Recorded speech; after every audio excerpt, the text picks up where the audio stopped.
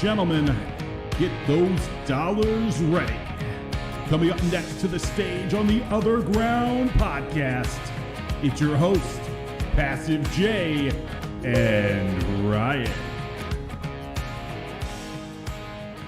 Good afternoon, and welcome to yet another edition of OtherGround Live. I'm Passive J. That's Ryan over there. Say hello, Ryan. It is Friday. No, it's not Friday. It's Wednesday. Wednesday, May the 27th. And God, I need it to be Friday. Yeah. I could tell yesterday that even at being the start of the work week for you, it wasn't going well. So I'm guessing today didn't go any better, huh? No, it's that week, right? It's that week where 4 days need to fit in 5 days worth of bullshit. So I was on calls from, about 7:30 this morning until about 15 minutes ago. So, yay, work. I see the OG armies forming up in the chat box. Always good to see you guys. Oh, geez, I don't have to ask you how your day went like I normally do because we already have the answer to that. Did you have any topics or any things you wanted to cover before we got into the stupid shit that I thought of today? No, the only thing I have, and we won't cover that until at least like halfway in, is we need to make our picks for this weekend. Oh, yeah. I'm pretty sure Kenner and Grad are going to be on for that as well, so we're going to try to wait for them. If they don't show up at a certain point, obviously we'll go ahead and do it, but I'm hoping to see them. It's always more fun when we get their picks live, but either way, it's going to get done. Oh, let's see. What kind of stuff do I have to talk about today? Well, since we've been on the weightlifting and fitness thing a lot recently, I have a topic I wanted to ask you about. Back when I first started working out, I actually bought a pair of shoes specifically for lifting. Used them once, didn't like the way they felt at all, and since then I've been lifting barefoot or in my socks if it's really cold. Do you have a recommendation, a preference? Are lifting shoes bullshit, or is it something that I should get used to using? Just in general questions, I guess. It depends on what you're using them for. So I do use lifting shoes for bench and squat. Everything else I will do barefoot. Bench? I guess what I mean gives you better leverage. Because I know once you get really heavy into weight, you're using your legs and stuff like that a lot more than I am, obviously. Well, you should be figuring out leg drive regardless. But so the big thing for me on bench is it allows me to really dig into the floor a little bit better, because with like where that leg drive is coming, it's coming almost kind of horizontal across the ground. You need something that's not going to slip. Whereas with other lifts like deadlift, stuff like that, like bare feet is great because you get a good connection to the floor, but you're not in a position that you're going to slip. Right. Okay, I see what you're saying. Yeah, and I noticed. Well, it was supposedly these are specifically for like deadlifts and things like that because it raises your heel up in a certain position that you supposedly makes it better and this that, and the other. And they're really expensive shoes. I got them ridiculously cheap because they're ugly. There's some weird mix of like black, white and orange camouflage all mixed together. I mean, I seriously, I'll have to show you a picture of them sometime. But originally they were like $300 shoes or something like that. They were really expensive, and they're still practically brand new because I used them like twice and I just threw them in the corner. Well, yeah, the only lifts you should ever be using a shoe for is squat. The reason that they're good is they don't have any real compression to them. And they also do lift that heel just a little bit, so it helps, mask a little bit of mobility issue with the ankle.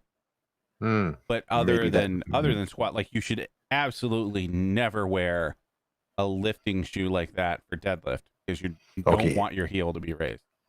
Okay, and it was like 4 or 5 years ago that I got them, so it might have been squat because I remember they were specifically supposed to be used for one thing. And I ended up not liking them at all in anything, but I didn't realize that they would actually be detrimental for other lifts. I just prefer barefoot. I've got foot issues as it is. So despite the fact that it might be doing me harm, I'm way more comfortable barefoot than anything else. But I can tell when I lift a lot of weight in a day because my feet start to hurt more than usual. I can feel like my ankles and such. Well, and then those are the days you should be rolling everything out with the lacrosse ball. Oh yeah, yeah, oh yeah, yeah. Because which is funny because that's exactly what I've been doing. Because as it turns out, as we mentioned before, the lacrosse ball doesn't really hit the issue that I bought it for. Because I think that's more like a how my foot's built sort of thing, and it gives me trouble more on the side of my foot. But these other issues up in my ankle and thing, you wouldn't think it'd help, but working the ball on the bottoms does help that a little bit. Still, like I said, there's other parts that doesn't really hit. I think I'm going to get a foam roller or something else of that nature as well. Yeah, those are helpful. The other thing you can do, and so you may want to order that book by Kelly Starrett. It has a lot of good information on there. It also tells you how you can kind of make a little bit different of a roller with 2 lacrosse balls and kind of taping them together. And there's a lot of good information in there that could probably help someone like you. Right. All right. Well, as always, I appreciate the information. Moving on from my questions about footwear while lifting, we got all kinds of other things to talk about. Let's see. Are you a fan of that show Sunny in Philadelphia? I never really got into it. So I would catch a few episodes here and there, and they're funny, but it's something I never really, got into watching weekly or anything. I don't even know if it's still on. It didn't really strike me as a TV show that is an episodic thing you want to watch. Seems like something that pops up. We like, hey, that's it's funny, but episode to episode, is there really that much of a story? I don't know, and I've never actually watched it for completely different reasons than you. However, as far as it being still around, the reason I bring it up is I saw a story the other day that apparently they are going to break a record for being the longest running live action TV show in history when they start their 15th season, since apparently they've been around since 2005. Well, goddamn. Well, they're doing something right. Right. And it's interesting that they have to phrase it that way because they are not the longest running TV show of that nature. That would be The Simpsons. But if you call it the longest running live action one, well, then yes, they just overtook The Adventures of Ozzie and Harriet as the longest running one this year. Fair enough. Good for them. And the reason I didn't watch the show, because I'm sure it's funny, because as you've mentioned, as you said, I've seen bits and pieces of it as well, and they were funny. The issue I have with it is the entire cast plays assholes. Every single person on that show is pretty much an asshole, and I can't watch a show where I dislike everybody. I mean, yes, it's funny, but I have to actually like the people that I watch on TV if I'm going to watch them on a regular basis. Otherwise, I could just get sick of the fuckers. I guess you've never actually been to Philadelphia. No, apparently not. I mean, don't get me wrong. I want to love that show. It's got Danny DeVito, and Danny DeVito is never anything but fucking excellent in whatever he does. I was watching Twins the other day. I made my wife watch it for. No, he just got it all out of the way early. He reached what was his maximum height early in his life. So once again, he excelled at it. But I was watching Twins with my wife the other day, who she had never seen it, and I couldn't believe that she had never seen such a cinematic masterpiece as Twins. I'm assuming you've seen it since you're a man. And it's an Arnold Schwarzenegger movie. No, I've seen it, and it was garbage. Of course, it was garbage, but I can't let my wife know that. It's an Arnold Schwarzenegger movie. It's got Danny DeVito in it. How can it be anything except for awesome? And it is kind of a shitty movie. Rewatching it, it's definitely one of those ones that it didn't went over better with me. Right, it went over better with me when I was 13 when I saw it the first time. And Arnold could do no wrong. At that point, I had such an Arnold boner going on that Arnold could have murdered my entire family, and I would just assume they did something to deserve it. Fair enough. Shit. But yeah, so that didn't go over too well with the wife. She thought it was stupid as fuck. And it turns out she was right. How about you? You ever got any movies that you like, but that you've tried to introduce to other people and they just did not see what you saw at all? No, I don't try to, rate people with their movie suggestions like you, Jay. That's not what I mean. I enjoy exposing other people to stuff that I like. It makes me it gives me a good feeling to have them go, oh wow, this is awesome, to have introduced it to them. So I'm always telling people about different movies and bands and different things like that I think that are awesome that they should check out, especially if they're not from my normal field. Like you're not from, for example, my geek friends. I've got a large group of geek friends, and all of them know what, I know movies they've seen and all this kind of good stuff. So I would make those kind of suggestions to them. But you've never seen most of this shit, and you're not an idiot, so you will appreciate good stuff, even if it's not in your normal wheelhouse, so to speak. So I like giving stuff for you to watch that I think you might enjoy. Yeah, it just needs to be like, from this decade. Right. Yeah, that part I can understand. The more and more as I watch old cinema, like we were watching Jaws the other day, and I'm looking at it, I'm going, holy shit! It doesn't even look like a real movie anymore. I'm not even talking about the special effects or anything like that. The actual film making process, the film doesn't look like a movie today. The entire thing, even the real scenes where they're filming real people walking down actual streets, looks fucking fake. Yeah, so many of those movies are like that. Like, I used to love Scarface. And going back to watch Scarface, even that doesn't hold up that well, despite it being just like an absolute classic for what it was. Like, I don't know what it is, but like whether it be like the quality of the actual filmmaking, or like the cameras, or just something about it, you can't immerse yourself into it anymore, and it's depressing. And you know what? And I'm going to take some flack for this, but I think acting has gotten better as well. Obviously, there are exceptions to the rule. There are great actors from back in the olden days, but I think as in general, the level of acting, like anything else that in this world, the skill levels of pretty much everything has advanced as civilization has, and I think acting is the same as any of those. Actors are way better at their job than most of them were in the 40s, for example. I know I realize I got no way of backing that up, but because in other fields it's obvious why skills advance. Like MMA athletes are way better than they were 20 or 30 years ago because they're going through using scientific methods, and just the sport in general has advanced. So I don't know if that's the correct parallel to make, but I think in certain ways acting the same thing advanced over the. Yeah, I'm sure there has to be something there for that. Yeah, you think so? I mean, because goddamn, I see acting performances now in like kind of trashy movies that I think are way better than stuff from the 50s and 60s and 70s sometimes. Well, yeah, for the most part, everything should be better now, except for your absolute, dumpster fires like the Ghostbusters remake. You can't fucking tell me the acting was better there than the original. No, yeah, exactly. Yeah. Well, that's not far enough apart. I don't think there's been significant advances in acting from like the mid 80s till today, although there has been. But when I say, I think there was a big jump in the skill level of actors from like 1980 on. That's why a lot of those movies in the 70s and 60s just don't really seem right. And I think it did improve from the 80s and 90s and so on and so forth. Are you trying to tell me that Daniel Day-Lewis is better than John Wayne? Oh, God. There you go. There's a great comparison. John Wayne played one fucking role his entire goddamn career. Don't get me wrong. He played it pretty well, and he was very believable in it.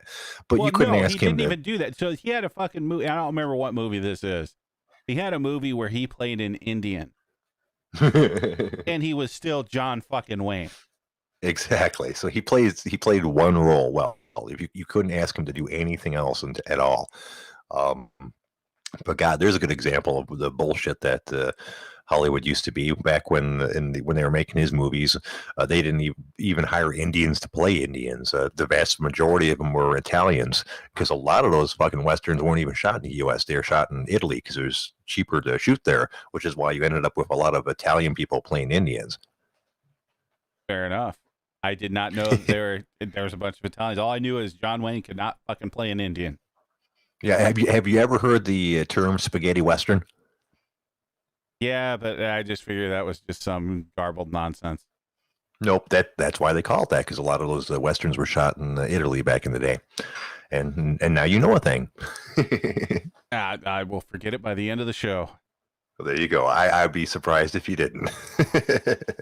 In Homelander, Val Kilmer can suck a dick. He was like the 4th best Batman, so he can go to hell. Dude, I forget he was in Batman. That's how that's how forgettable that shit was. At least Clooney was memorable in Why? his, Because he had nipples on his movie. suit? Yes.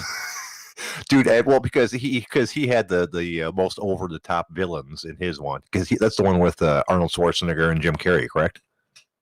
Yeah, it was the one that was just absolutely like an hour and a half gay joke between Batman and Robin.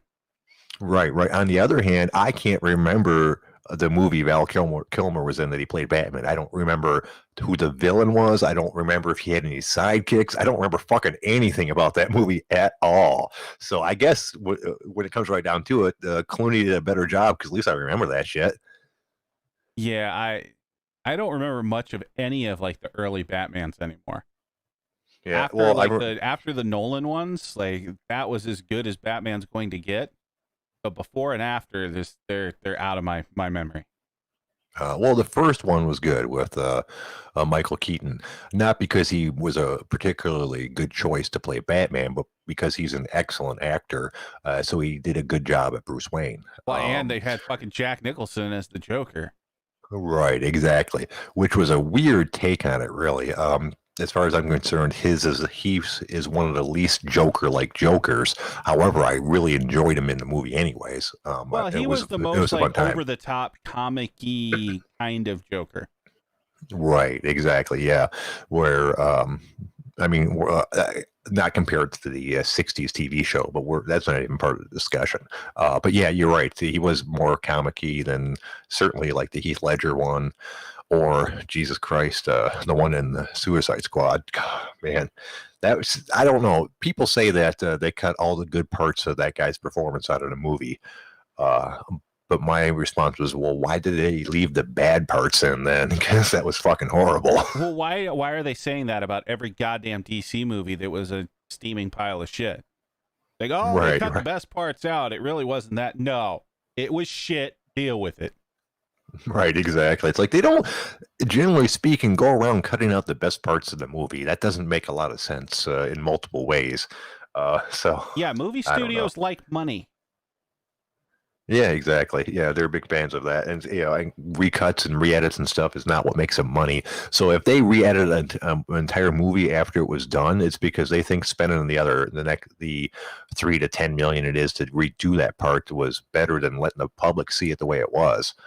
And of course they can be wrong occasionally, but and as I mentioned before, this Snyder Cut thing was a lot more of the studios looking to control the tone of the movie, because they saw how well the Marvel movies were doing. Combined with the guy happening to leave halfway through because of family issues, there is a chance that the Snyder Cut of that movie is way, way better. But there's also a really good chance that he released I know this isn't the sort of thing you're into, but they released a picture today of a clip from the movie that they're going to be showing on HBO Max when it comes out. And it's supposed to be Darkseid, I can't remember if it's Darkseid or Darkseid. Probably Darkseid. Really? God, it's spelled Darkseid looking. Okay, well, Darkseid. Seed would be better. But they show a picture of him, and he doesn't look anything like he does in the comic books. And I'm like, man, that's not even a really hard look to get. And you're just going to go your own direction entirely, huh? I don't know why they do that so often with these comic book movies. Marvel's pretty good about it, but DC has a really bad habit of changing up some of their shit way off of the comic book. It's because DC is garbage.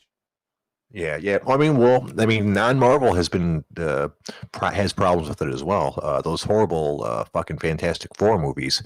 The second one I was kind of hopeful for because it had the Silver Surfer and Galactus in it. And while I admit they did a fairly good job with Silver Surfer, Galactus is supposed to be like a giant planet-sized dude that eats planets. They made him like this big gaseous blob in outer space. I'm like, dude, Galactus is not an interstellar fart. That's entirely wrong. So I guess by saying Marvel, I mean like Kevin Feige, Marvel Studios, Marvel. Oh yeah, exactly, yeah. Official Marvel, not this bootleg fucking Marvel thing Sony's got going on. It's like, yeah, we got Marvel. Come on, we got it around the back. And it's fucking shitty 9 times out of 10. There's been a couple of them that weren't the bad. only non-Marvel good Marvel movie are the 2 Deadpools. Yeah, exactly. Yeah, and the first one was way better than the second one. The second one tried too hard, but I still enjoyed it. But it was very much self-aware of how successful the first one was. You could just feel it throughout the entire movie. Well, that's Deadpool. Yeah. However, I did think using fucking Brad Pitt in the movie in such a way that almost nobody realized Brad Pitt was in the fucking movie was awesome as fuck. Again, Deadpool. Ryan Reynolds quarterbacked that thing and did a fucking great job. Yeah, exactly. I mean, I just love the fact. Did you hear the story of how that happened? Which part? How Brad Pitt got in the movie? No. Okay, well, basically, he showed up one day and. I believe Ryan Reynolds asked him, "Hey, you want to be in the movie?" And he was like, "Yeah, sure." He shows up one day and he says, "Oh man, great. What do we need to get you to do this?" And Brad Pitt's like, "I don't know, buy me a cup of coffee." And so Ryan Reynolds was trying to think of a way to use one of the greatest, biggest stars in the entire world in his movie, and he decided to make him the Invisible Man. That guy that you don't see throughout the entire movie, and blink and you might miss it. The only time you see him is for like a second and a half when he's being electrocuted.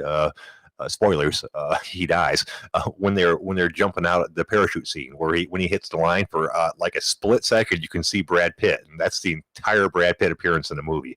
I fucking thought that was funny as fuck. That Deadpool. Yeah, exactly. Yeah, they were pretty good movies.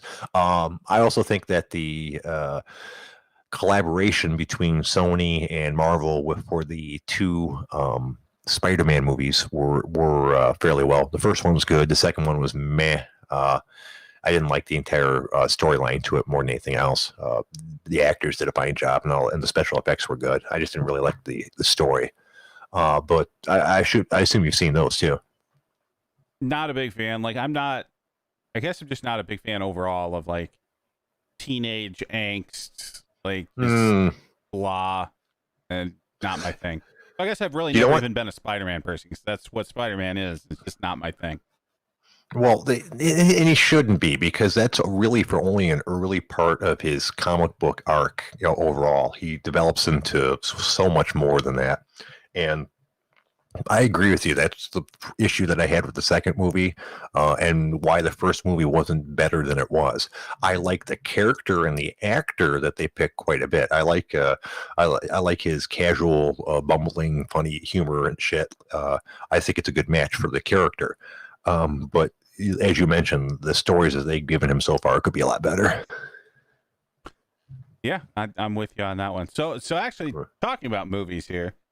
What the fuck is going to go on for the next year and a half? We basically had 3 months of no shooting of anything. Yeah, that's a good question. Obviously, there's going to be a whole bunch of delays. All the projects that I follow have already said they stopped shooting, and this is that happened because they don't want to release them during this time period and not make any money off of them. So it's going to be interesting. I bet you it's going to be quite a bit like the writer's strike. What was it? It was 10 years ago now, wasn't it? Where all the Hollywood writers went on strike and nothing got done for 3 or 6 months. And it in that case, it killed a couple TV shows. Yeah, it fucking ruined Lost. Yeah, yep, Lost. And I believe that was the same problem with Heroes as well. The first season was goddamn amazing. Then all the writers went on strike, and they used hacks for the next season, and it fucking nosedived. Fuck you, Grad. Lost was not a horrible show. Lost was an absolutely great show, which during the writer's strike just completely lost its continuity and then kind of got it back at the end. Right, exactly. So then the problem with that being, depending on the quality of the hack writers, even when you get the actual writers back, the storyline's been so fucked up they can't even really fix it at that point. That's what happened with Heroes, if I remember correctly, and a couple other shows. And there were a couple shows that just didn't come back at all because they were only doing okay. And once rather than have a 6-month pause in them while writers write new material, a lot of the networks just decided to start new shows. Yeah, at least with Lost, they got the right people back in, and they weren't afraid to just completely turn things back on its head. Like, they introduced like a couple new characters the one season, and the real writers got back and it's like, yep, they're dying right away. Yeah. Shit. Yeah, there's, you know what, there was always, while I don't watch TV anymore, really, it's kind of surprising me because at one point I was a big fan of TV. Of, you know, a lot, especially sitcoms and things like that. Yeah, I guess it's because I didn't have the internet to amuse me, so my attention span was a little bit greater. But back in the day, there were so many good shows like Married with Children, The Night Court, Cheers, just name after name after name. That I'm sure there's like sitcoms out there now, but whenever I try to watch them, I'm like, man, this doesn't seem funny anymore. I don't know if their sitcoms aren't where they used to be, or if just my sense of humor's changed. But yeah, your sense of humor sucks. What? Come on, like, yeah, Three's Company, that was like always a great show. Yeah, you're talking about like, you know, 15 years before me. So okay, well, okay, most of that stuff, but you haven't seen reruns of Married with Children, if nothing else? Of course I've seen Married with Children, but like, just thinking about, so shows are better than they have ever been. The thing that kind of fucks everything up is like, as you get older, you have less and less time to like make sure that every, you know, Thursday night at 8 p.m. I can be in front of a TV. Like, that's just not a thing to really look forward to because you get busy. So I've gotten to the point, and we've kind of covered this, and we've talked about this with other people. It's like, I would rather just watch a season at a time. Like, when I have blocks of time, I would rather just completely binge that time that I have and watch something great than trying to watch it over, you know, a 20-week run. Yep, why 100%, and that's one of the reasons why I dumped local TV for streaming services. Because if I want to watch something, I want to watch it. I don't want to have to wait for it. Back before that was an option, a lot of times I wouldn't even watch a TV series for the first season or two. You know, because you know, back then they'd always run like previous seasons during the off season. So like if you jumped on season 3, it wasn't that difficult to catch season 1 and 2 on reruns. That's to get caught up at some point. But I didn't even want to watch a TV show that only had one season and then went under. I don't want to invest my time into that. And Homelander can go to hell. Married with Children does not suck rewatching. Al Bundy is a goddamn national treasure. Yeah, I mean, I imagine the hairstyles and stuff like that would be pretty bogus. But other than that, I can't imagine the humor doesn't resonate the same. It's the same message. Yeah. Got a poor oppressed guy, unhappy of his life and his wife. You know, that one almost triggered my not liking to watch Horrible People, because pretty much obviously they're a horrible family too. But it was a little more lighthearted. It's funny. There's all kinds of different shows like that I can't enjoy because of the premise. Another one that I really can't enjoy is the good guy that gets shit on all the time, and which was the subject for quite a few sitcoms back in the day. A good example, and you're probably not going to remember this one since it was in the 2000s, I think, the Drew Carey Show. Are you familiar with that one? I could never get into that show. I watched like 1 or 2 episodes, and it was just, ugh. Yeah, well, my issue of the show is every single time it's Drew Carey getting shit on every episode. A lot of episodes went the same way, where it looked like something good was going to happen to Drew, and then at the end of the show, it doesn't happen, and he gets shit on. And then like the last 5 minutes of him going, well, I guess I'm okay anyways. I'm like, that's a horrible show. I don't want to see a decent guy have fucking horrible things happen to him every single week. He never gets ahead, never catches a break. That sounds way too familiar. It hits a little too close to home. Yeah, I was about to say, like, did you try to sue them for stealing your life story? Yeah, I mean, I realize that makes for humor, but I couldn't watch it. The other issue with that was him, you know, never having any luck with the ladies and being friends of a hot chick and yada yada. I'm like, yeah, no, way too close to home. I don't want to see a TV show about my life. That's why I'm not a big fan of a Big Bang Theory either, for slightly different reasons. I'm sure you're familiar with the Big Bang Theory. another show that I watched like one episode, and I was just like, yeah, no, I'm good. Yeah. I feel about the Big Bang Theory probably the same way as black people feel about like A Different World or one of those shows. I feel like they're using my people to make money. Yeah. It's like, hey, wait, no, you can't make a TV sitcom about nerds. No, that's not right. There's something offensive about that. I feel offended. Um, now, now, Oh, now I look at know the how those outrage, minorities feel. police. We always shit on them, and now they're on the show. I feel offended. Why don't you tweet them, Jay?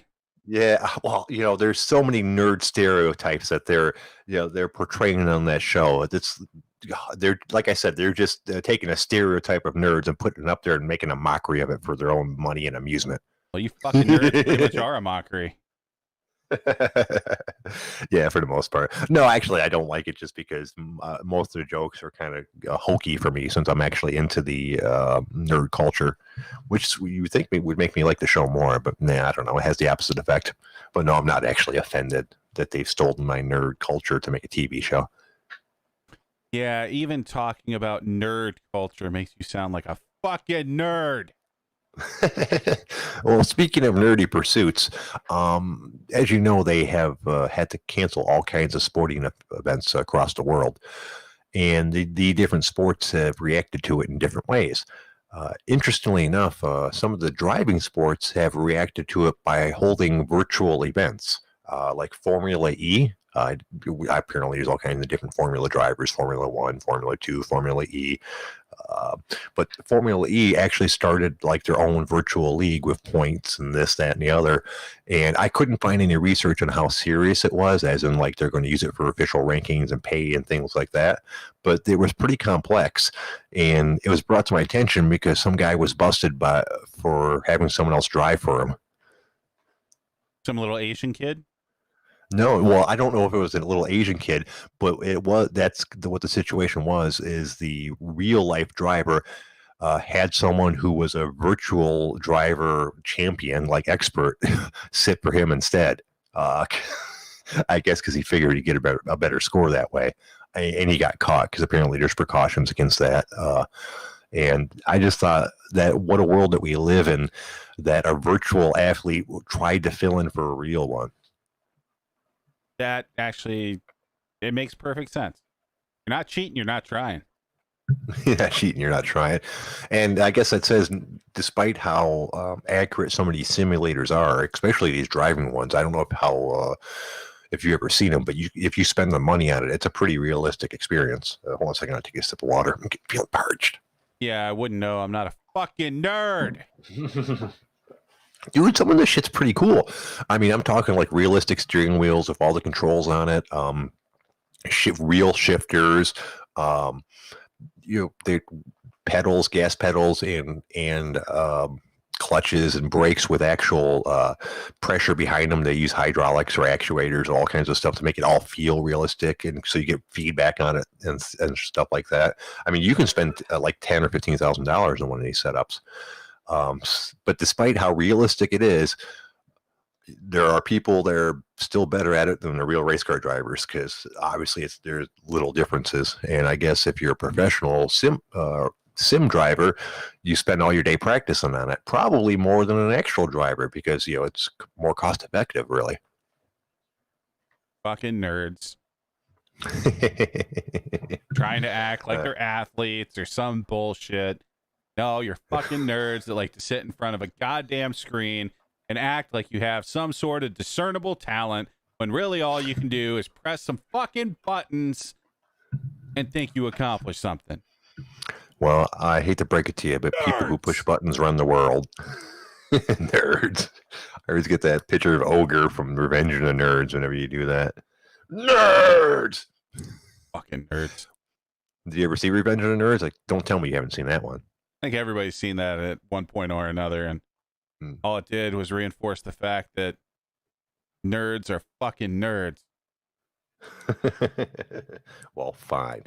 Oh, let's see, what else do we got? Well, if you wanted to go to Vegas for free, you missed out, my friend. Apparently a casino in Vegas was offering free airfare to Vegas to attract attention. But they put a limit on the numbers, and unsurprisingly, it's completely sold out. It was basically just a publicity thing. They're offering 1,000, I think, one-way tickets from like a whole bunch of different cities, and all these cities have a specific date. Like Detroit was June 3rd. If you signed up for in time, you could get a free one-way ticket from Detroit to Vegas June 3rd, and then like other cities were like June 4th, June 5th, June 6th, and so on and so forth. And obviously, it was just really a promotion.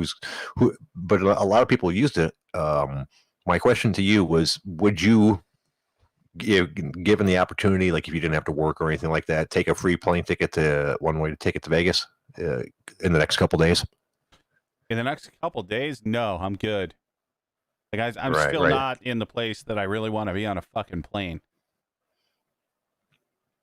Which what do you mean? Which would be like first class? Well, no, it's just that like I don't really feel like being cooped up in a fucking tube with recycled air with a bunch of goddamn mouth breathers. Oh, okay, yeah, right. So you still think that the virus is prevalent enough that it's probably a poor idea? Probably something along those lines. It's just like I don't want to be that first wave back of making a poor decision. Like I'll wait until like wave 2.5 or so. Right. And realistically speaking, a one-way plane ticket to Vegas is not a huge prize right now in most situations anyways. Whenever I went to Vegas, the actual ticket was probably the least of my worries. Well, like a trip to Vegas is super cheap all the time. Like you're always going to be able to find decent flights for the fact that there's a flight going to Vegas like every 5 minutes. And hotels, they're always going to give you good deals to get you in there. So like if you just want to go to Vegas and hang out, like it's one of the cheapest vacations you can take. Oh yeah, yep, yeah. That's exactly what I did last time. Realistically speaking, a one-way plane ticket to Vegas is like $150. Like when me and the wife went, I think it was somewhere between $600 and $700 for us round, everything round trip. And I think we spent extra money on the big front seats that Sprint offers. We've had that conversation about that before, so you know what I'm talking about. But when I went last time, it was just me because we didn't really have money for gambling. I'm not much of a gambler, and that being the case, my wife had no interest in going. So I just flew out there and hung out with Roxanne and Serena for a couple days. And since I don't gamble, it was dirt cheap to do it, really. Yeah, it's and you can play Vegas. So like, I spent my 21st in Vegas. Actually, it sounds roughly kind of like what Homelander did. But what we did is we took a group of about 10 of us together, and we decided before we went, we were all going to like save up for a good year in advance or so. So we all put anywhere between, it depending on the person, between I think the lowest put in like $7,500. The most expensive, we had a couple rich kids that put in like 15 or 20 grand. So all together for 10 of us, we had like basically an account of probably close to 100 grand. And you talk to the casino and to the hotel beforehand, and you have this credit line of 100 grand that you're going there to gamble. You say, we're willing to spend this much time at tables throughout the day or whatever else. And like, we got our flights taken care of. We got like a nice grotto. Like, it was a great fucking trip. We did the bare minimum as far as going and sitting at tables. And like, we had everything taken care of for the entire weekend.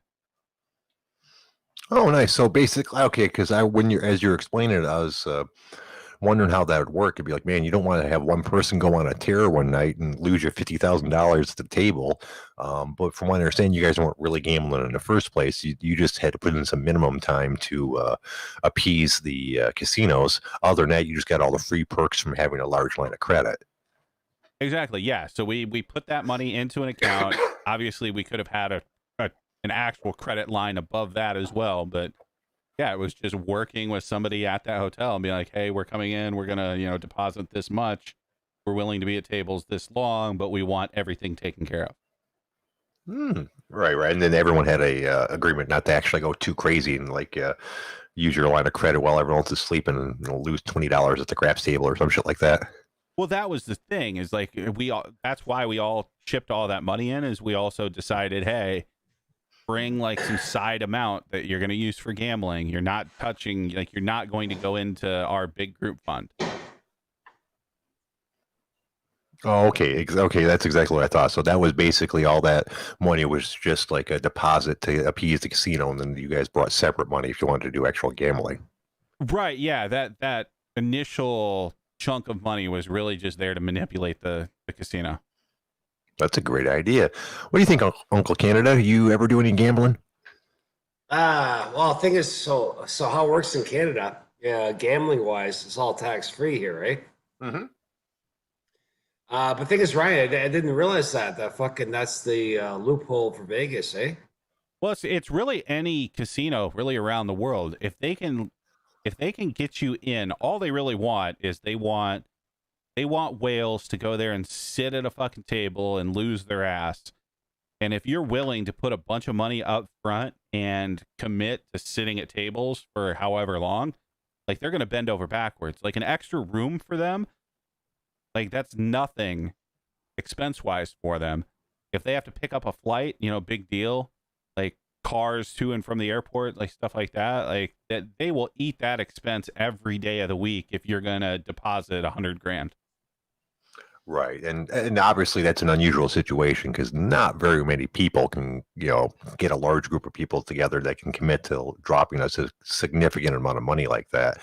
But if you can, that's a great idea. Yeah, but PJ, I don't think they're dropping; they're committing, right? Like you guys, you guys do a deposit of $100,000, right, or what? Yeah. We basically wired that money into an account just for that at the casino that they used as a line of credit for us. It's just we were smart enough not to eat into it.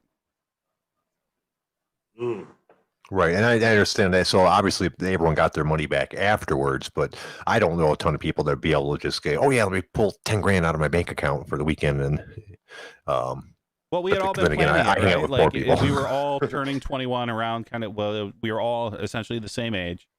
We wanted just to have like an epic Vegas weekend. So we decided, like, we had been talking about it probably 2 years out. So everybody had ample time to put together, as much money as they absolutely could. And then we just went with it.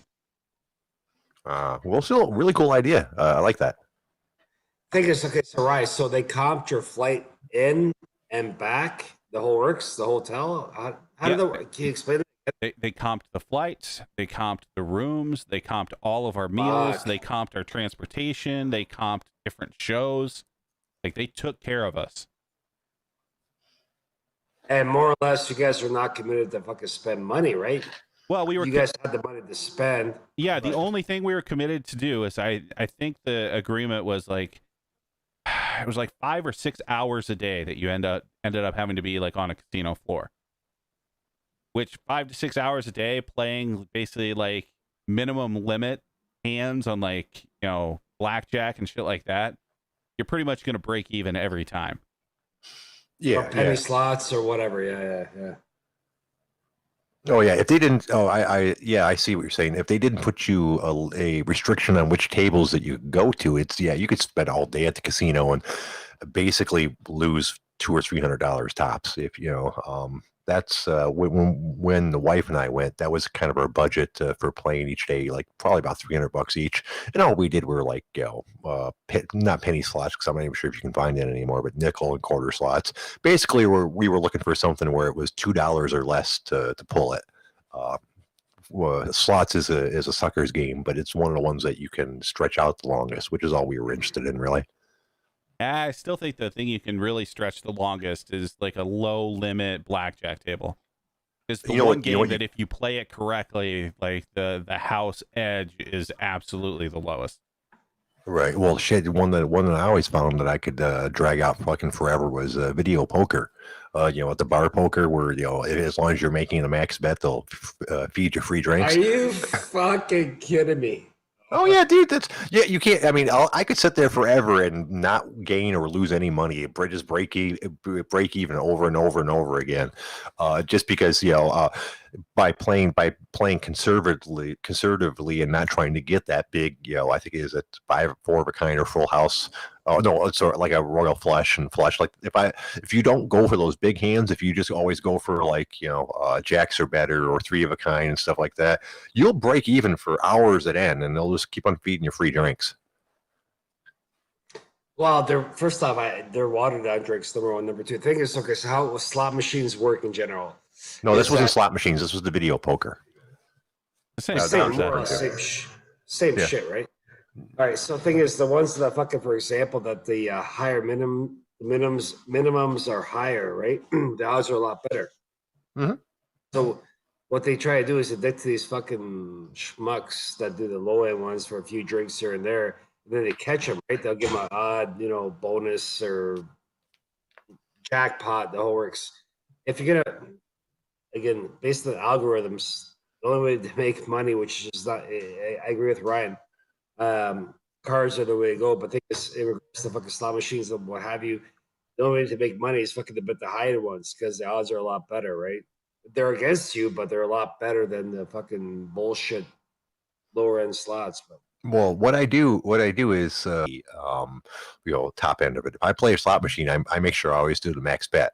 However, 5 lines or 7 lines or whatever ends up being, mostly because that affects the progressive bet jackpot. I'm not there to win like $200 playing slot machines or something like that. I expect to lose 95% of the time because there's a small chance that I might hit that progressive jackpot, which is normally a large amount of money. My stepdad, for example, playing nickel slots down at the casino like 15 or 20 years ago, won $75,000, which was a nice little chunk of change, obviously. Yeah, lucky though, right? Obviously. Well, yeah, of course. Yeah, obviously. That's what I'm saying. I understand. No. I understand the odds. I'm playing for amusement, not because I think I'm going to make any money at it. The thing is, if you're going to fucking waste your money, the thing is, if you got say you got $200, right? You get fucking $200. You can fucking play what a couple hundred times a nickel slot. It's again, the odds are against you based on the algorithms for the slot machines for you to play the higher end $1, $2 slots. The reason why is that typically the whole thing is that they assume that people that end up paying $1, $5, $10 for slots have the money to fucking put more in, so they entice them to stay in the game more, right? So yeah. Yeah, but yeah, as I mentioned, I'm not in there. It's all horse shit, right? Right, I'm not in there for the money. I don't even really like gambling. When I gamble, it's because my wife wants to go gamble. She enjoys it. Like we went down to Greektown Casino here in Detroit back in January, I think it was. We had a good time. We got a nice room, spent the night. But I didn't have any fun gambling really. To me, it's like, man, okay, let's just throw some more money away. All right, so guys, this weekend, any fights or what's going on? Yeah. It's actually our next topic. We got to do get our picks down before we end the show. I was hoping Tanner was going to call in, but apparently we're going to have to get his shit later. Yeah, so we're ready to knock these out. Yeah, I'm just grabbing a piece of paper so I can write down our picks. And I think we should probably do it from the bottom of the card to the top. Otherwise, we're going to lose interest in picks after the first 3 or 4. Yeah, so we always do. We always start with the prelims. Right. All right, Ryan, as always, you have the honors. Let me write down our names here. We got Canada. All right, so we have in the very first fight of the evening, Chris Gutierrez versus Vince Morales. I don't know who either of those people are, but Vince Morales is an underdog on the site that I'm looking at, so I'm going to pick Gutierrez. The Goot. Brad? Fuck, no idea, so I'm going to go with PJ on this one, Gutierrez.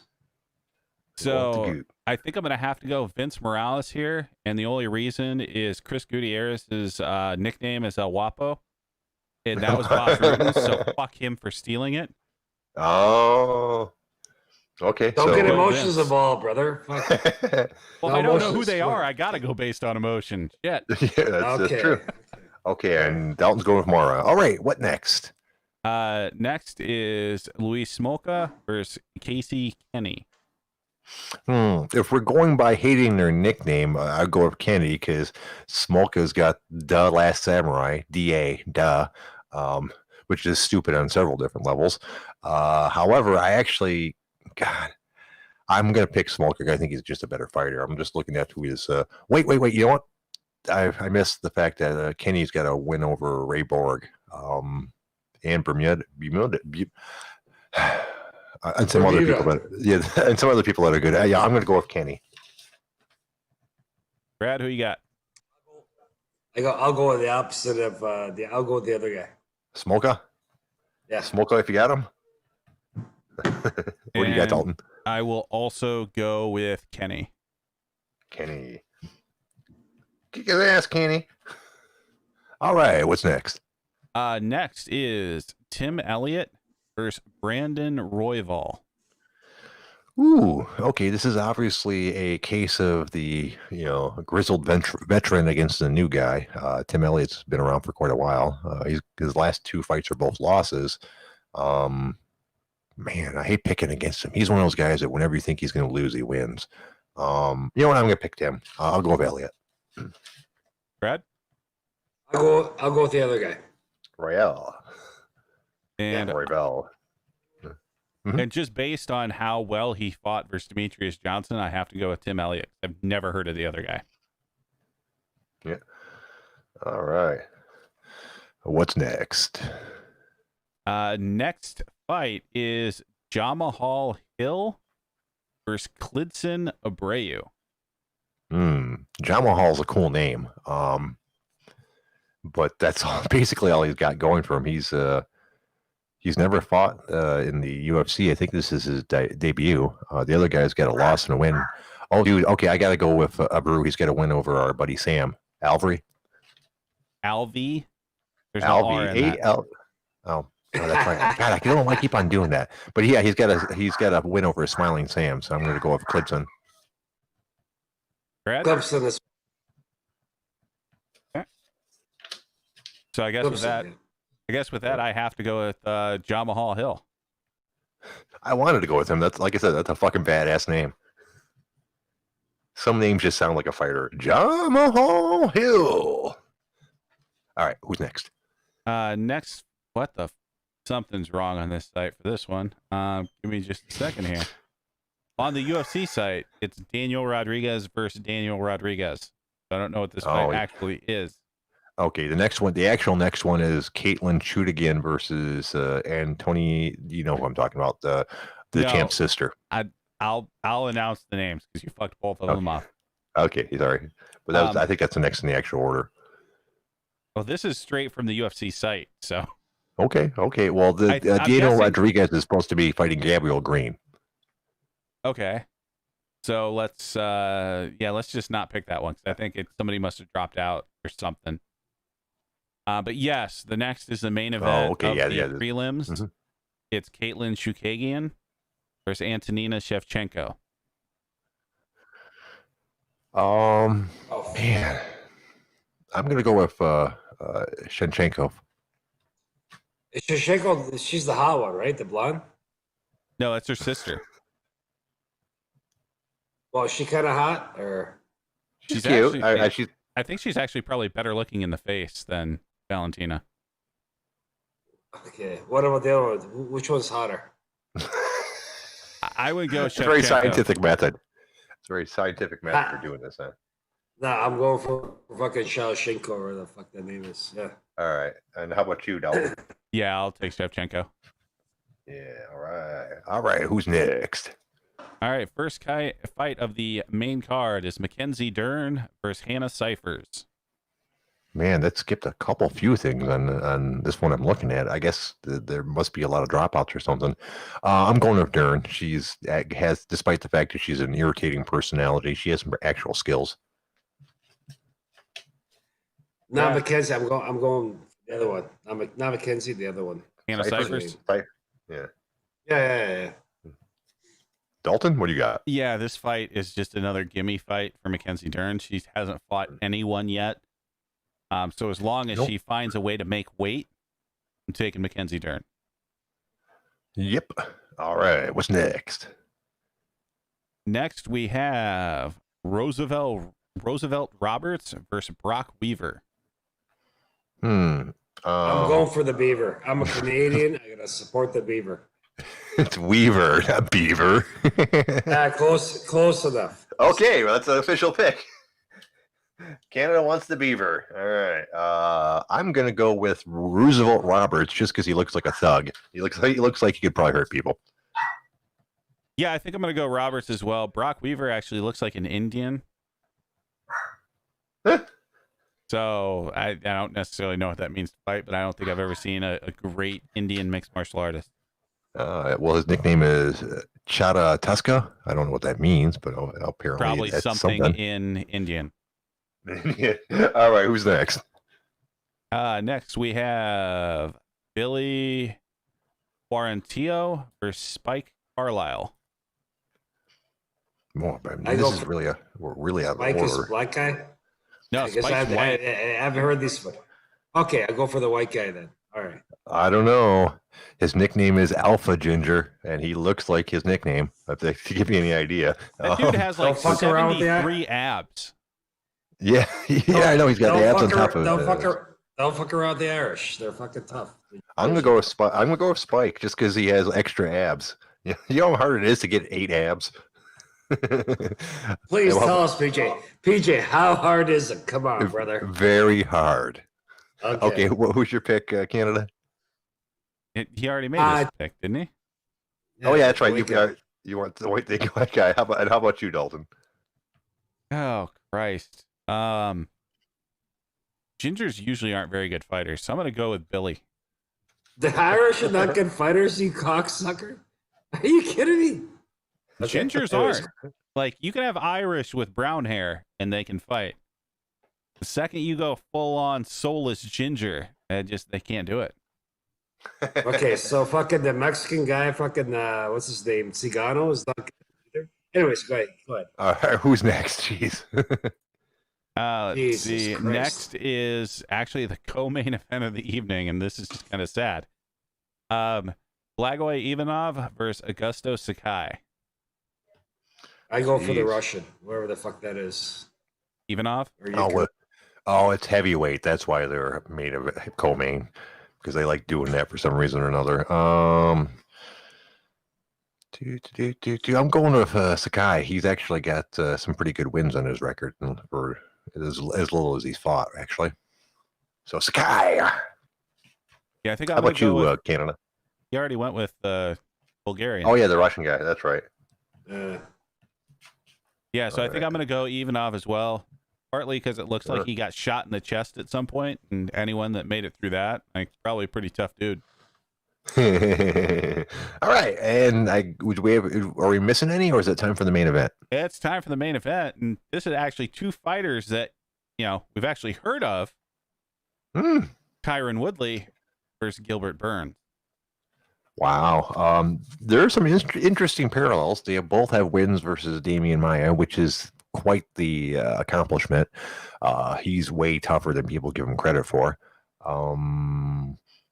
It's pretty, but it looks like Woodley, other than his loss, and they're both of them having the Maia win, has just been, I don't got his fights are like against Till and Thompson, which are quality wins, but for the most part, there's nothing spectacular. So this one's a lot harder than I thought it was going to be. Now that I'm looking at it, I'm going to go with Burns just because I don't like Woodley. And for me, because when the fucking Woodley fought Robbie, I'm a huge Miltich guy. I'm anti-Woodley. I love the fighter, but thing is, I'm going with the Burn guy as well. All right. And how about you, Dalton? I also hate white people, so I think I'm going to go with Tyron Woodley. You guys got something in common, right on. All right, well, those are the picks. Listen, I'm logging out. You guys have a great day. We'll fucking talk tomorrow. Excellent. Thanks for calling in, Uncle Canada. We always appreciate it. Cheers, guys. Cheers. Mm-hmm. All right, well, we managed to drag this thing over the finish line once again. As always, I want to thank Grad1 for calling in and my co-hosts for being on the show with me, because I wouldn't be able to do it by myself. It'd be a whole show of me going, I also want to thank the OG Army for being here. We can't do the show without you guys. You got anything, Dalton? Actually, I got a couple things. One thing we probably actually should have touched on earlier. So the microphone and interface that's going out to you won't actually go out now until tomorrow. They called me today, and the box was unacceptable because there were extra barcodes on it. I just reused a fucking Amazon box like anybody in the world does. Right.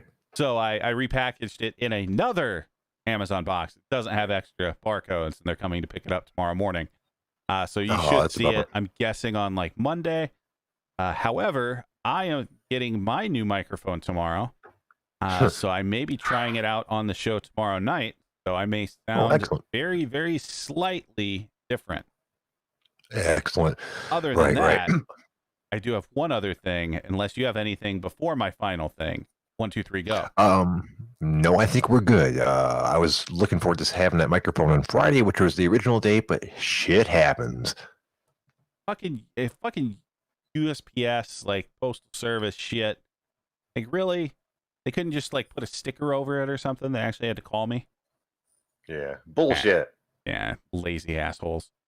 But other than that, that's all I got, sir. The final thing I have is fuck all y'all. We'll be back tomorrow at 6. Everyone have a great night. Bye-bye.